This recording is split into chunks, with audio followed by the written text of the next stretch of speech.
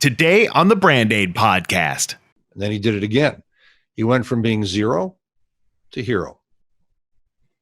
He became the number one highest grossing closer in their history on the front end and the back end through my language and my training, telling his story using the 20 moves and the psychology behind it.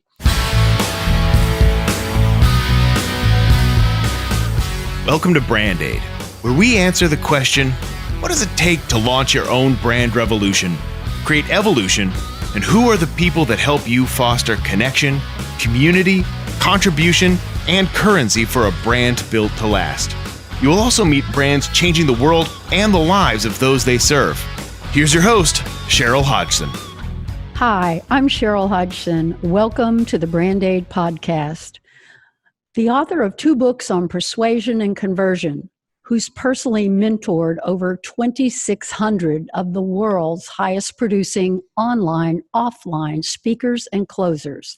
Some of the names he has coached over the years include Mark Victor Hansen, Eve Michaels, Robert Allen, Alex Mendozian, Dan Locke, Myron Golden, and Jordan Belfort. That's to name a few. He's been featured in Wired Magazine, The Wall Street Journal, and on ABC, NBC, CBS, and CNN. I think that covers most of the bases. And was chosen to represent over 40 companies, which include Motorola, IBM, and Intel. Though retired at 43, he loves empowering others through his proven online and live event immersion training internationally, saving attendees the 15 to 20-year learning curve. Please welcome father of 3 and millionaire mentor and soon-to-be grandfather, Joel Bauer. Cheryl, thank you for having me. I actually enjoy this because it's fun to let other people know how you've achieved what you've achieved when the process is easily duplicatable. The hard thing is looking forward when you haven't done it. But as you know, the secret is to find someone who's already done what you want to do, like you with branding or you with intellectual property. My wife and myself, our company does not move forward without you involved in our process. There's not a single document or protection that you don't set up for us. And we rely on you for that because we don't have to worry about losing our original ideas, programs and processes, and events, of course. Well, thank you, Joel. I appreciate that. But I actually want to share something with our audience, and I like to do this at the beginning of my interviews for Brand Aid, something the audience might not know about you. Those of us who have had the privilege of attending some of your live events have probably heard this, but you've been on stage since a very young age, and your first appearance was at what, professionally, age 13 on 7. A cruise ship, age 7. So could you share with us a little bit about that? Yeah, I was a child magician, pretty bad. When I was 41 years old, I was with my mom somewhere. I take care of my mom now. She's not doing too well. And I said to her, Mom, how was I as a child magician? And she says, well, it doesn't matter. You did fine in life. And I go, no. How was I? And she said, well, and I kind of pushed her. I pushed her for like 10 minutes and finally she broke. And she said, well, do you remember how I would sit out in the car at those events that you would do in Miami Beach for the elderly people? And I said, yeah. She says, well, do you know I never came in? I said, no. I said, because you were embarrassing. You were that bad. It was so bad that I couldn't possibly show my face. I said, wow. Oh, so what was your theory, Mom? And she said, I thought you'd either get better, but I was really hoping you'd quit because I would cringe. And I said, wow, I'm getting a lot of honesty here. I'm not sure I want to push you again.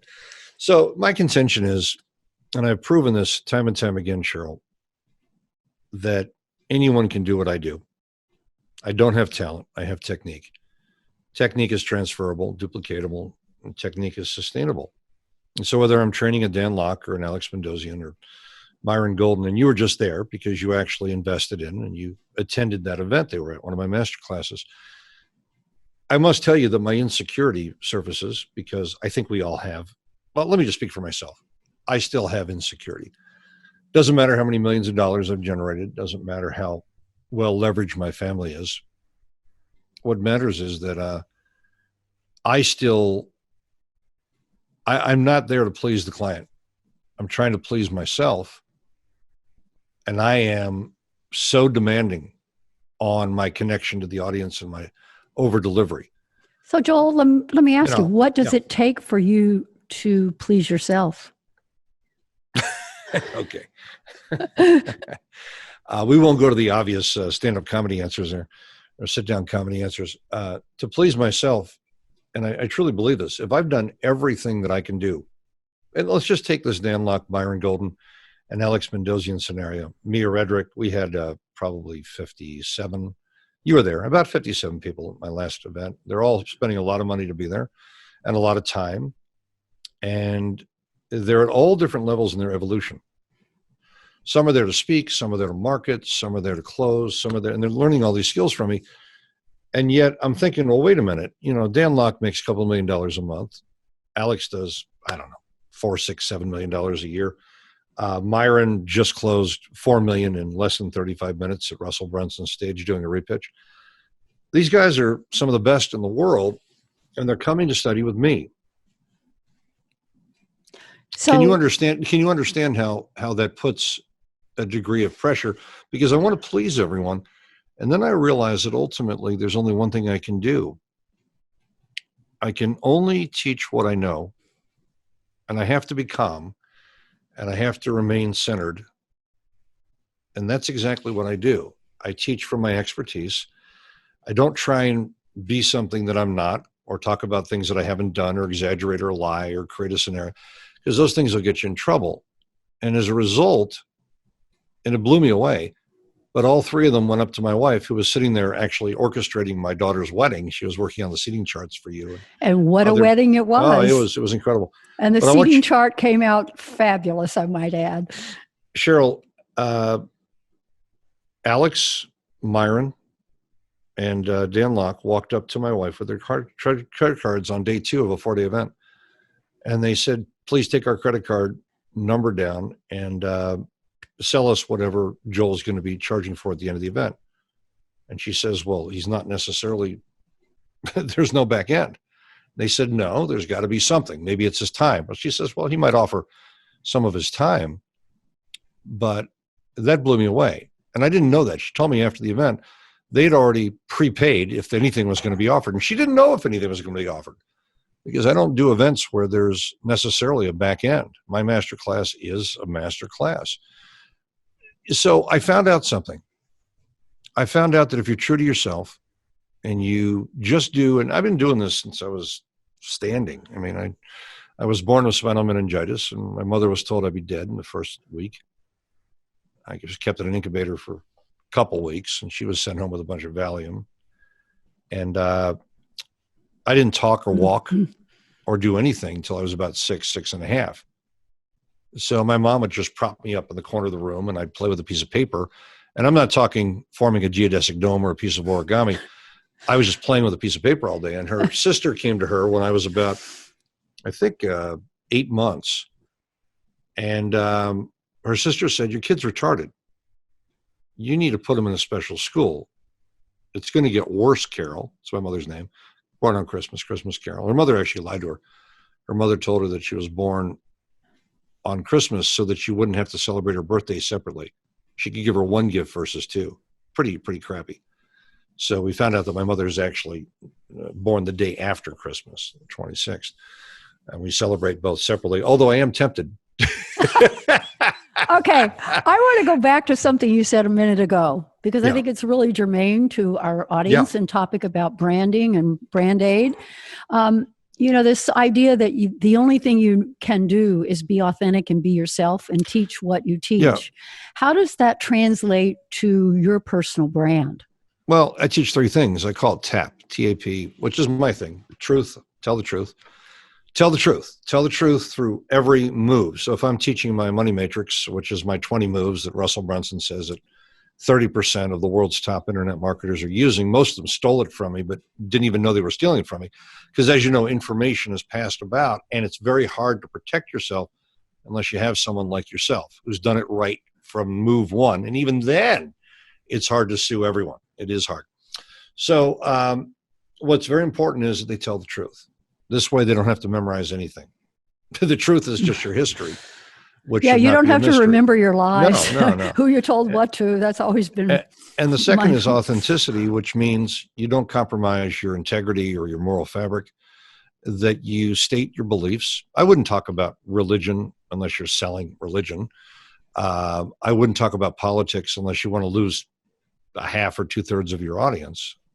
I'm talking about stay on point, talk about your expertise, what it is you're offering that audience, be authentic to yourself in relating real stories that actually help them in the support through truth. See, the word story is a lie. I don't like people that teach storytelling for one reason. Storytelling is a lie. It's a series of words put together to tell a story. I don't use the word story. I use the word history. You reveal your history, what actually took place. That doesn't mean it's protracted. Doesn't mean it takes a long time. It's very concise. So why is the history important? Is it a relatability factor for the audience to be able to relate you're one of my to you? Graduate students of many master classes, so you just stated the answer within the question, which you did brilliantly. Of course, they can relate to you, but they need to be able to relate to you because in the Matrix, one of the key moves is self-effacing. If you don't tear yourself down, and this was a lot of people relate this to Australia, and that's tall poppy syndrome, that if you don't tear yourself down, the audience will. So you need to relate something to them. I mean, that's my background. So when I mentioned I was born with spinal meningitis and my mother was told I had a week to live and Valium, and her sister said I was retarded. Well, you cut me off at that point. You didn't know you were cutting me off. Her sister picked me up. She picked me up, rather, and she moved me away from her sister and family, never to return. My mother moved me to upstate New York. I have no problem in life cutting ties with people that are not of a positive mindset or positive behavior. I have the ability to instantly divide those relationships and never return to them again because that was taught to me very early on. I also found out that my mother was an objectivist, which for those into Ayn Rand know that we don't suffer from guilt. There is no guilt. There's no concept of it. That we do what we feel is correct, period. That there's a moral obligation to have a standard. And so when I teach truth, authenticity, and proof, tell the truth, be authentic to yourself, and show the proof. My entire process has a group of people coming from all parts of the world, flying in to train with me, not even through marketing, through word of mouth, because really our events have been sold out for 18, 19 years consecutive, and I've been doing events for over 34 years, where we didn't even do a lot of advertising. It's just results. The results speak for themselves. And, like Peng Joon, who flew in because he heard that I was a last resort. He was ready to quit. His father wanted him to go into farming. He flew in, and then he got really upset about 2 hours into my event. And he came up to me at the first break, because I have a 15-minute break every 2 hours. That's all, just 15 minutes, not 16, not 14, 15. And yes, it's very precise. He said to me, Joel, it's too simple. I've learned allegory and metaphor and all these techniques for manipulating language. And I said, well, how have your sales been? He says, terrible. I couldn't sell one thing. I trained with T.R. Vecker. I trained with Tony Robbins. I trained with all these big names who came to Asia, spent a fortune. Now I'm flying here to Los Angeles, tremendous expense. It's my last thing. My father, I made a promise to him that if this didn't work, I was going to quit and become a farmer, live the life that he wanted me to live versus a life by my own design. And I said, well, why don't I wire you back your money right now? I'll even include your travel expense back to Malaysia. Why don't you take off? And he goes, well, what are you talking about? I said, well, you just said to me that it's too simple. Well, what that implies to me, Peng Joon, is that you're not able to take my direction. And if you're not able to take my direction, I don't want to be in a marriage that you don't want to be in. The money's not important to me. The money is just energy to move forward. I already have money. So take your money back and go home. No, that's not what I said. Well, then are you able to empty your cup? What it is you already know, the experiences you've already had. Can you be open to my process, which is obviously very simple? But Joel, you're telling me to tell my story and just talk about my family and plug in my life's history. And I go, yeah, that's exactly what I'm telling you. So he left the event. He stayed, obviously. I didn't make him stay. I was ready to wire back his money. No one's ever left my masterclass, by the way, ever. It's 18 consecutive years, 36 events. No one. And we have a first day refund policy, which is pretty unusual. No questions asked. Your money's refunded if you don't want to be there. And they've never, and you've been there yourself. Have you seen me make the offer? Yes. Over and over and over and over and over. And no one has ever left. No one's ever budged. I've even come back twice. Yeah. And the second time I started to get it. And speaking of which, I would like to have you, I know I'm interrupting you. No, it's okay. But I want to keep you on the path because I'd like you to share with the audience but I am. a little bit more about the process of how the process works and what exactly people learn that is such a successful, makes it so successful for those who attend. Cheryl, are you implying that you don't think the story I'm telling right now, which is not a story, but actual history, from a man now making $17 million a year. I think it's very important. So why don't you continue? But I do want to tie it to that. Let me just close it because there are layers and layers and layers in telling the truth about the history of a scenario. I'm embracing about 5 of the questions you've already asked, all in one relatable, translatable, closing scenario story that not only ties it to my events and ties it to price point. So he listened to me. And he went home and he saw the woman who runs this company, Shu Ying, and she had her eyes shut because he had plugged in his family and did all these things. She just didn't understand how that was going to work. And Success Resources gave him a second chance because he had failed miserably. And the reason he got that chance is Alex Mendozian, one of my students of recent, begged them to do that. He said he just trained with Joel Bauer, and Joel Bauer is my mentor. So they put him on the stage again, Cheryl. And he had what we call the avalanche. He had people running to the tables at $4,000 a pop USD. And Shu Ying couldn't believe it. And they thought it was maybe a fluke, maybe it was luck. And then he did it again. He went from being zero to hero.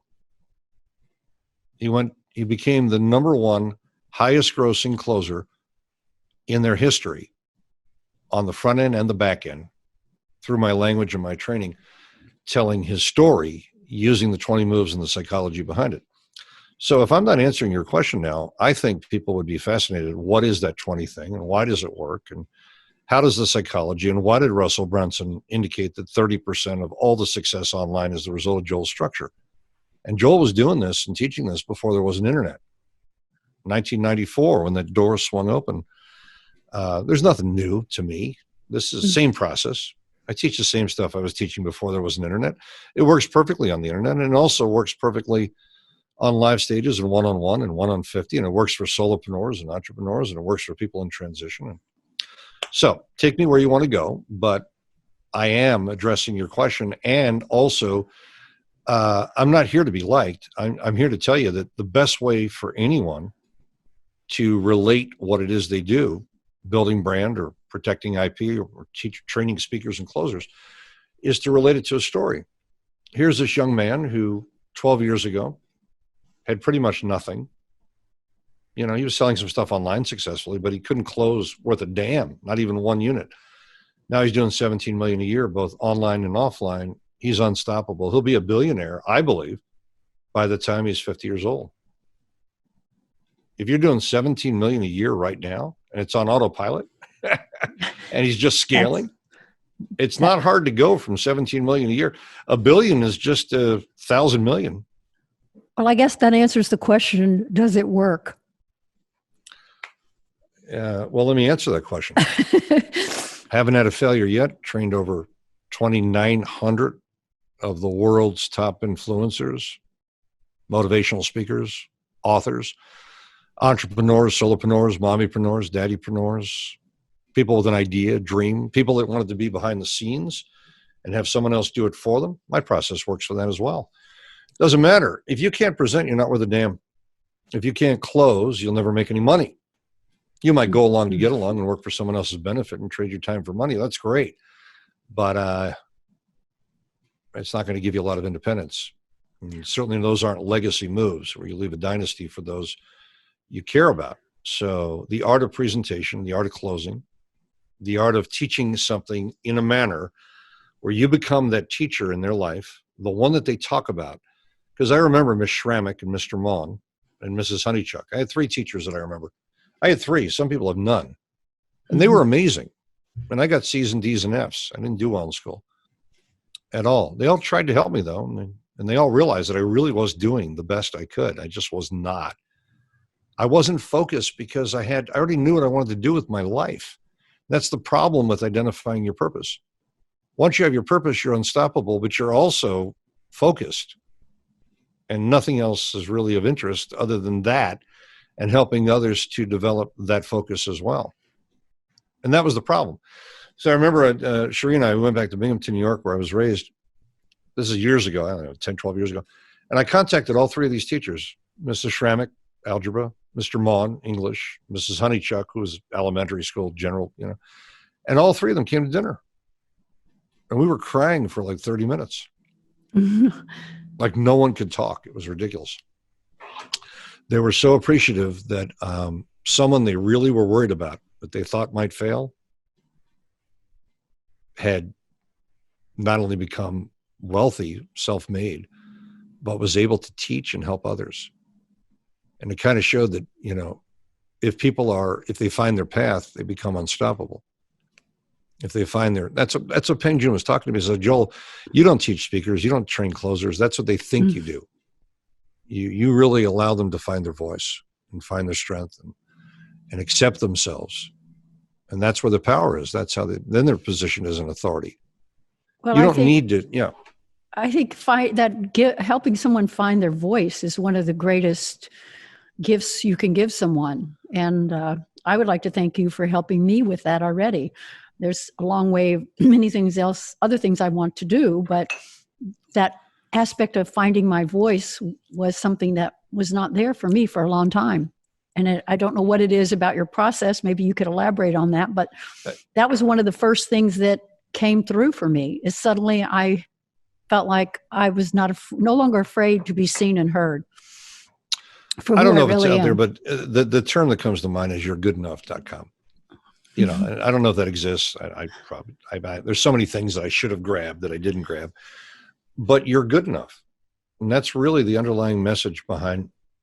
My mother used to say, Joel, you put on all these airs and characters and personalities and I did. I was a trade show performer and a hypnotist and all these different skill sets, which by the way, all makes sense. Like everything I've ever done, no matter how painful it may have been or frustrating, it all makes sense now. Everything we go through makes sense. And I allow people to see that. I have a process called the 10 pick, and it starts with your birth and then to where you are, 10 outstanding moments in your life. And then you're able to tell this story about how you evolved. Then it turns into something. I don't want to expose it here because it's really powerful. No, it's not that I don't want to expose it because it's really powerful. I don't want to expose it where I don't have enough time to go into the extraordinary detail. To the detail. Yeah. But it changes lives. And suddenly I they don't have think a I've voice. been through that one yet. So I'm going to have to sign Well, up you're in my mentorship membership online mentoring for millions process. And that's like module 7. Module 7. Okay. Module 7. Yeah. You need to get into that. I know I do. That's my next thing after launching the podcast. Whether you are CEO of your own evolving brand or you are serving as guide and mentor to other emerging brand owners, it's important to include legal protection for valuable brand assets. Brand names and logos, as well as other intellectual property, are often the most valuable business assets a company will ever own. Registered trademarks for product names, logos, and slogans are a potent weapon against domain hijackers, cyber squatters, as well as other later entrants into the market. In my international best-selling book, Registered Trademark, The Business Owner's Guide to Brand Protection, I reveal my simple 3-step process to help select, secure, and sustained protection for your own brand dream team. And I'll share how to bulletproof your business both online and off. As my special gift to our listeners, you can receive a free copy of my book. Simply go to brandaid.com/free gift to receive your copy today. And you'll pay only for shipping and handling.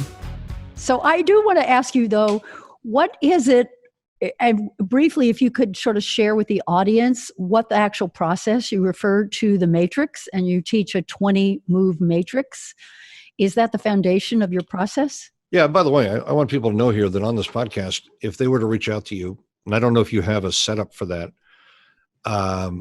very often we charge for the tickets. People used to spend $15,000 to $30,000 to learn it. I'm offering to all of your people here right now. Well, I'll if you decide just to give them the website, we're doing an actual 20-move challenge coming up. But I don't want to. I just want them to know that if they can get themselves to a 2-day event of mine or a 1-day event in Asia called Design Your Destiny or Mentoring for Millions. This is an event that, we sometimes we charge for it, sometimes we don't. If there are scholarships available, I like to award them. I don't need the money. If they come to this event, I teach the entire process on day 1, and then if I'm doing a 2-day version of it, and then I coach them on day 2 to make sure that it actually works for them and they can relate to it and they have their answers. So I want people to know, if you reach out to Cheryl, I don't know if she's Well, no, we're going to, yeah. in fact, what we'll do is have a URL and information in the show notes. And also, cool. If you have any sort of URL you'd like to announce before the podcast, then you can send to people. You can even mention it. It's just my name.com, joelbauer.com. And if they go there, they're going to find an interview right at the top of the page with Peng Joon. Currently, it's actually new websites going up. And that particular interview reveals the 10 moves that I taught them that made them over $10 million a year. And these are moves that anyone can model. And then they'll also receive information there as to how to go to events. Many times my wife and I don't even charge for the 1- and 2-day events. And these are hardcore. These are things that other people would spend $10,000, $12,000, $15,000 to learn. If they could even find someone teaching. I don't know how they're going to teach my stuff because I'm the source of what I teach. It's not something I took from someone else. It was just the hell I went through to figure out how to satisfy an audience and give them what they need in the sequence and the order they need to hear it, see it, and feel it in, so they could process and assimilate it. It's a way of making an offer where they understand that it doesn't make sense for them to spend 10, 15, 30 years to learn something they could learn in a matter of days, weeks, or a month through a proven process with a guarantee that pays them if they fail. So, and I went quickly through that just now, but that's really what it's about. It's about overcoming all their objections, introducing in a way that satisfies all the objections they have. And when they have no objections, they can't find a reason not to invest. Because if they invest in my processes and they don't succeed, I actually pay them if they fail. That's my online membership. I pay them $1,000, full refund, and I give them a full year. Why do I do that? Because they don't fail. When you give someone a month, it's not enough time. When you give them 3 months, not enough time. A year's enough time. I found the year's enough time for someone to implement. So when you're willing to pay someone if they fail, your sales go through the roof. And someone who doesn't believe in what they do, they won't be willing to pay someone if they fail. They have no business offering a product or a service. And my reputation is, pretty fantastic. That's another thing I'm very proud of.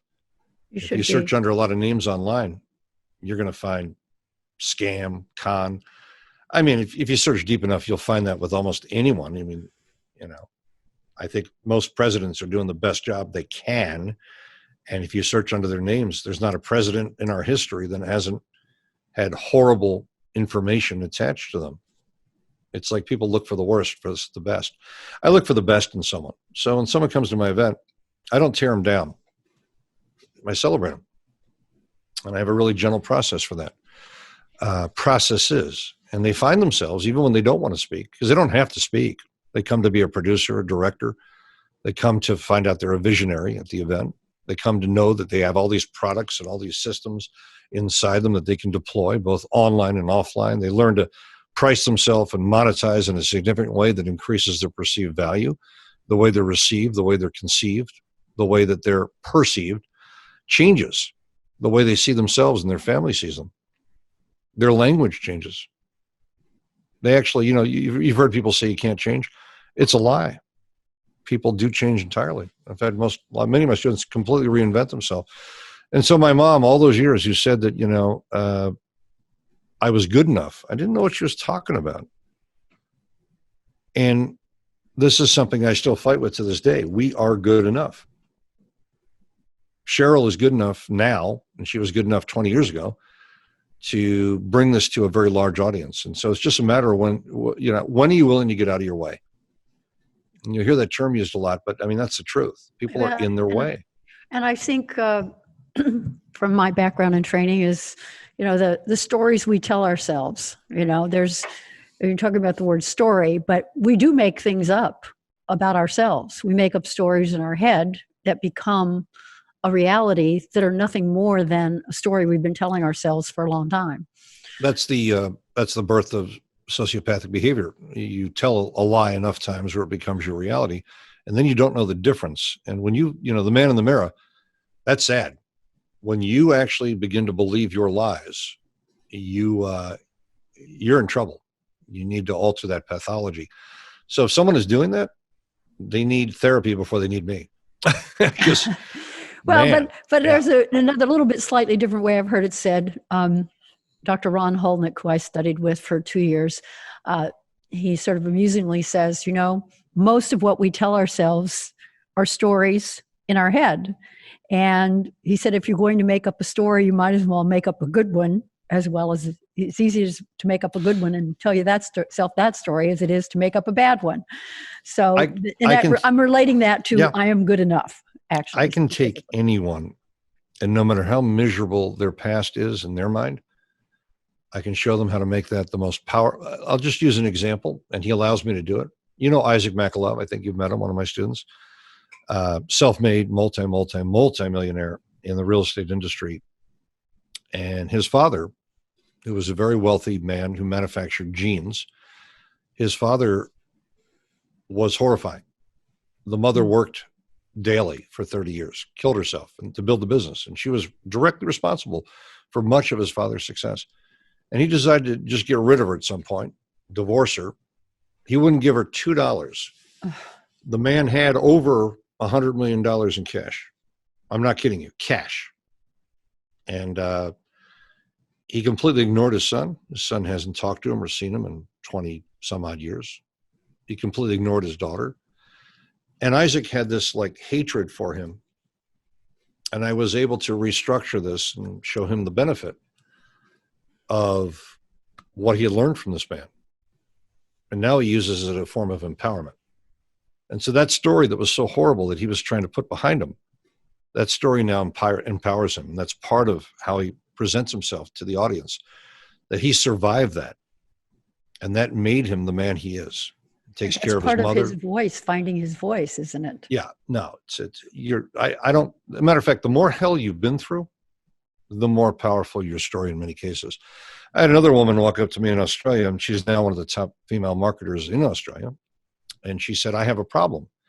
Joel, when you talk about self-effacing in the, fourth, fifth, or sixth position of the matrix, she says, I don't have a story. My family was fantastic. I was born with money. I have so much money, I can't spend it. I'm a trust fund baby. I'm generational wealth. I can't. And she was in tears talking about this. She says, I'm enabled. It's terrible. It's like, I don't have to do anything. And as a result, it shuts me. And I said, that's your story. She says, what do you mean? I said, that's your story. I said, you're upsetting me right now. That's really depressing. That having too much can completely disable someone. And so what you've chosen to do now is to pass forward and make a difference on this planet for those that don't have. And so you've dedicated your whole life to teaching them. And that completely shifted her. And it was at that event, that was it. That was her stumbling block. She felt like she wasn't good enough because she never had to do a damn thing. She wanted a car, she had a Rolls Royce. She wanted a house, it was on the water. I mean, they just gave her everything. And you give your children enough to do something, but not enough to do nothing. That's not my line. It's an original. It's not my concept. But it's so true. It's so true. And so, you and I are able to take these people, and whether it's building their brand or protecting their IP or finding their voice and allowing them to monetize that voice online and offline with all the tools and all the systems in place, and to save them the 20 to 40-year learning curve, that is such a gift. You know, Maya, you met Mia Redrick at the last event. Before she spent a penny with me, she'd already made $472,000 just going to my free event and applying, and she couldn't stand me. And you'll verify this. She couldn't stand me. She didn't like me. She had some image of me. But because her close friend and her mentor, Terry Levine, who made over $3 million a year through me, urged her to go to my event. She said, it doesn't matter if you like him. He's not there to be liked. He's there to make you more effective. Doesn't matter if you hate Joel. All that matters is that you're more effective as a result of his processes. He doesn't care if you like him. What the hell do I care if someone likes me for? What does that have to do with anything? I'm here. I'm nothing more than a teacher that teaches what it is I've done so other people can create the same legacy and dynasty for their children. I mean, my kids like me.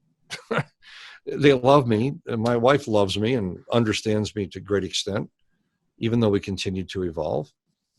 What do I need what do you need? Everyone to love you? No. You know, again, Ayn Rand, objectivism. I don't need other people's approval. I need to be effective and tell the truth and make sure that if other people apply what it is I've done, it actually works. And that's it. That's it. You need to make sure that what you teach and what you preach, walk your walk, talk your talk, you need to make sure it works. And that's all you need to do. Well, Joel, what differentiates you from most other trainers? Bottom line, and I don't know how much time you have here because I think we've already gone a half an hour plus. We're wrapping it up soon. Yeah. But it's so much fun to have you here and to be able to listen. Yeah, and I want to apologize to you right now because I have a feeling that, you know, I'm talking too much here. I don't do a lot of podcasts. Not at all. You're not talking too much at all. No, but you're sharing what matters. What I mean is that I'm really not sitting here filtered. I'm really not sitting here saying, oh, I'm going to be careful with this. This is Joel, and the process works. And I always say to people when they walk up to me, and they'll walk up to me in another country, and they'll say, well, how do we know you're not this guy or this guy? Because, you know, you seem really slick. You seem as though you speak in copy. And I go, my problem is I've been doing this on stage, on television, online.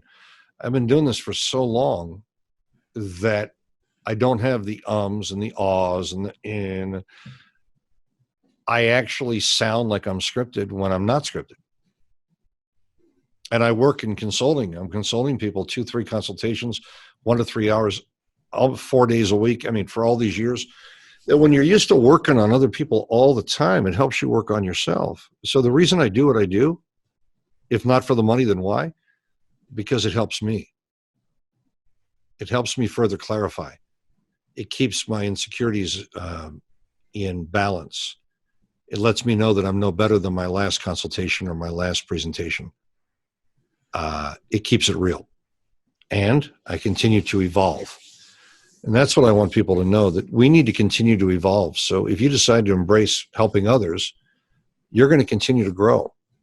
And you're going to continue to know more about yourself and why you do what it is you do and how you process and assimilate the world around you. We were going to go to Vegas to meet Ping Jun. They just flew in from Singapore for, and now they can't see this because we're on a podcast, but I want to celebrate. This is your favorite thing. This was my special request that Joel end our podcast time together with, wait a minute, that was too quick. There was, oh, you want more of that? This is the magic wand. Yeah, here's the bubbles. The bubble machine. Yeah, right? These things are going to be flying around here for quite a while. Look, in my mouth. Okay. By the way, it's adorable. This thing just sits there and it's always ready. Yes. And I've got bubbles and I'm in my black. You've been in here. You're one of the few people in the world that have ever. Would you please tell them that I live in nothing less than a bat cave?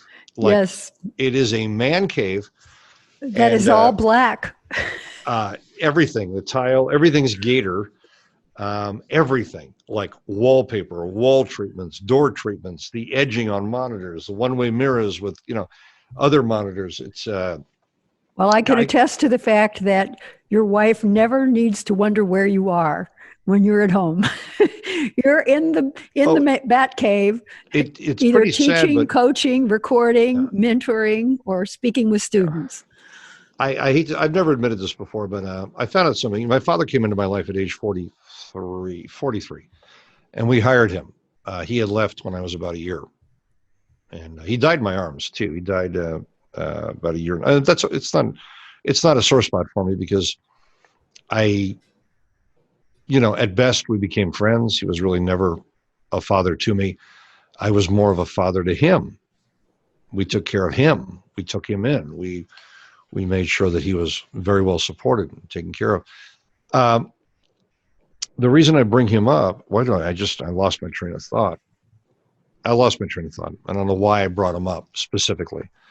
But and that's okay, by the way. I think people need to realize something, that as a professional communicator, if I lose my train of thought, I don't beat myself up. You just keep moving forward. Go to the next question. Well, this is a conversation, Yeah, that's what makes a podcast interesting and great. It's a conversation. It's not a performance. At age and it's not a training. At age 59, people need to realize, whatever your age, you're going to lose your train of thought. There's going to be imperfect moments, and it's okay. And how you handle those moments, that's when you're judged. You're judged not when things are going well, but when they're not going well.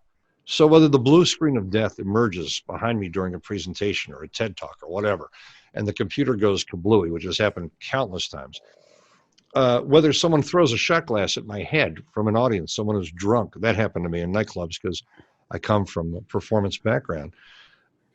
You just learn that it's how you handle it. I just did, I was on an event tour in Asia for Singapore and Malaysia for 13 days. I did 11 events in 13 days. I think that would kill most people.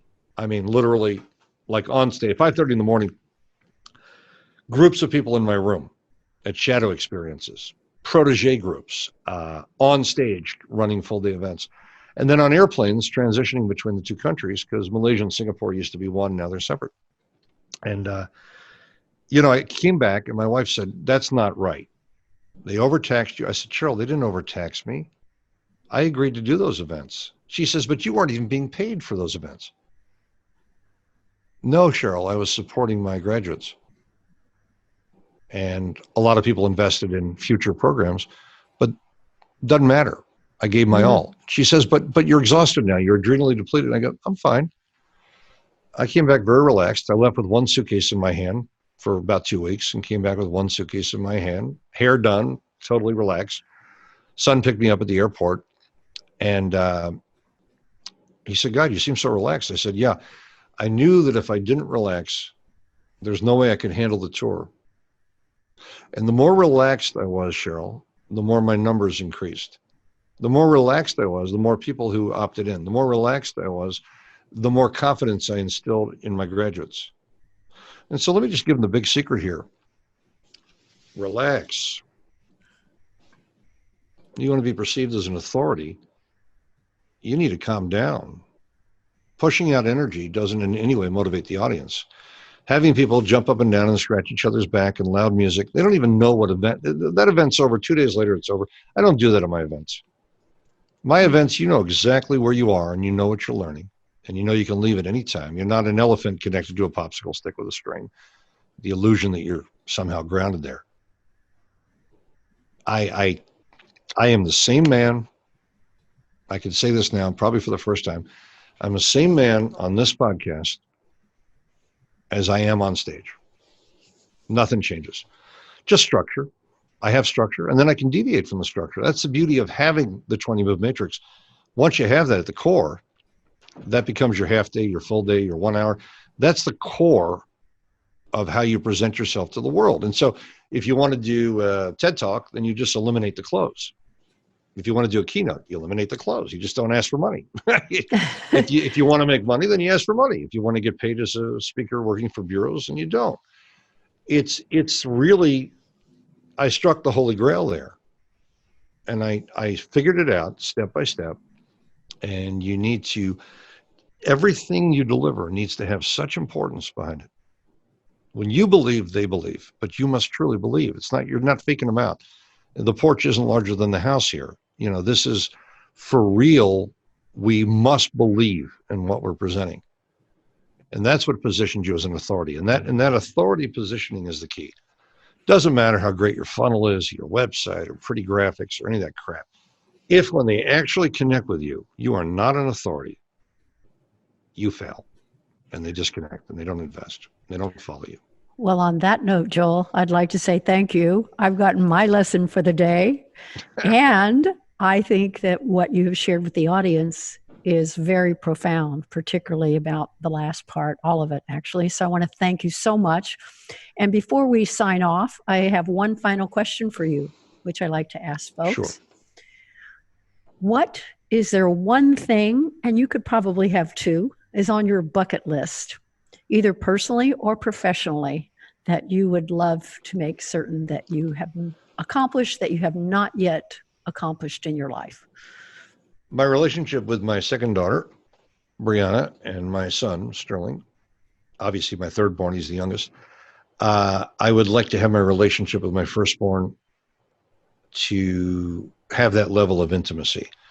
I was very impatient and very short-tempered at that time when we had our first kid, and I wasn't ready for it. And I was like, I never had a father, so I didn't know what the hell I was doing.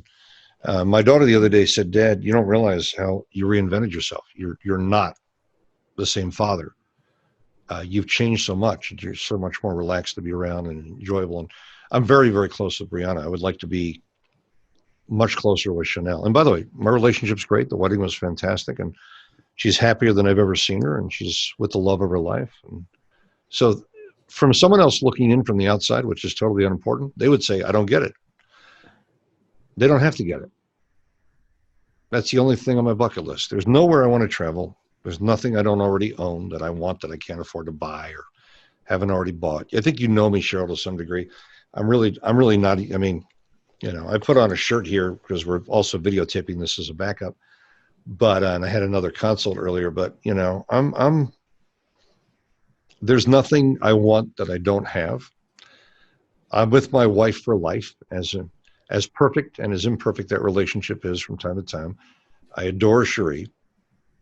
I can't imagine a more magnificent son with a greater heart connection and understanding of other people. I can't imagine anyone more intuitive than Brianna at solving interpersonal relationship dynamic problems that are real challenges. And I can't imagine anyone brighter than Chanel with the attention to detail. She works on the television show The Prophet. She's a story editor, and that is a very hard job. They have to take 50 hours of garbage and make sense out of it and tell a story that's compelling and interactive and engaging. I cannot imagine three more beautiful children. And so I don't have two things on the bucket list. That's about it.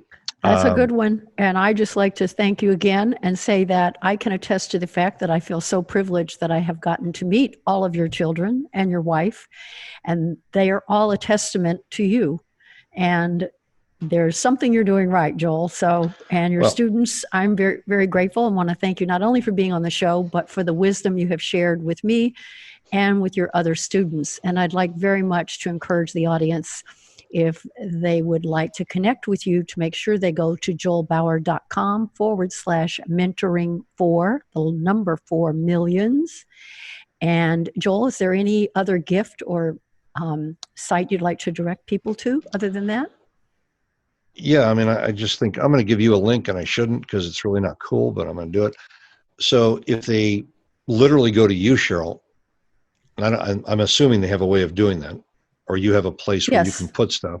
We'll have it in the show notes. There'll be a place where we can So I'm just going to give you the link so they can download my book. And by the way, there's no, I'm not capturing them as a lead. I'm not doing any of the things that I teach or what I should do. If they want to read a book that they'll not only read but use, it teaches the art of the transformation mechanism, teaches a language that really allows them to get someone else to listen to them, where they're really being heard, and then they'll invest in their process and their products and their services and their support or combination thereof. How to Persuade People Who Don't Want to Be Persuaded is a book I'm very proud of. I'm not making any money on it, so there's no, and again, not a funnel. They can download the entire PDF, which is probably not cool. but it's okay. So I'll make sure you have that link. And I just want them to know that I want them to come away from your podcast where they didn't have to go to my website, where they didn't have to opt in, where they didn't have to. Remember, everyone's got a marketing secondary agenda. Offering them that book means I don't have an agenda. The book is a gift, and it comes through you. If they decide to go to joelbauer.com, especially in a week or two, when the new site is deployed, they're going to find so much value and for free. Awesome. Well, We're thank loaded. you again. Yeah. And I hope that somewhere along the way in the future, when you've evolved into the next evolution of the Joel Bauer brand, you might be willing to come back and be a guest again, and we'll see what you're up to then. I love you, Cheryl. And we love you, Joel. Thank you so much. Joel Bauer is known as the mentor's mentor. Joel is the author of 2 books on persuasion and conversion, who's personally mentored over 2,600 of the world's highest producing online, offline speakers and closers, including Mark Victor Hansen, Eve Michaels, Robert Allen, Dan Locke, Alex Mendozian, Myron Golden, and Jordan Belfort. Though retired at 43, Joel loves empowering entrepreneurs through his proven online and live event immersion training internationally, saving attendees the 15 to 20-year learning curve with his Mentoring for Millions training. Have you protected your big ideas? Is your online business built on a strong legal and business foundation? To learn more about the legal protection you need for your online business and how to use intellectual property to leverage the growth and profitability of your business, check out our new mini-sode series, Built to Last. I'll be sharing what I've learned during my business and legal career and how you can use those lessons to build a lasting legacy for your own business. So join me for my solo flight on the Brand Aid Built to Last mini-sodes. Thanks for downloading this episode. Make sure you also take a moment and follow Brand Aid Revolution on Facebook, Twitter, and on Instagram at Brand Aid. If you'd like to receive updates for new episodes, text podcast to 415-212-9757, and we'll let you know when new episodes have landed. If you have Alexa, you can listen to us there. Simply say, "Alexa, play Brand Aid Revolution." And if you like what you're hearing, please review us on iTunes. More episodes are available at brandaidpodcast.com.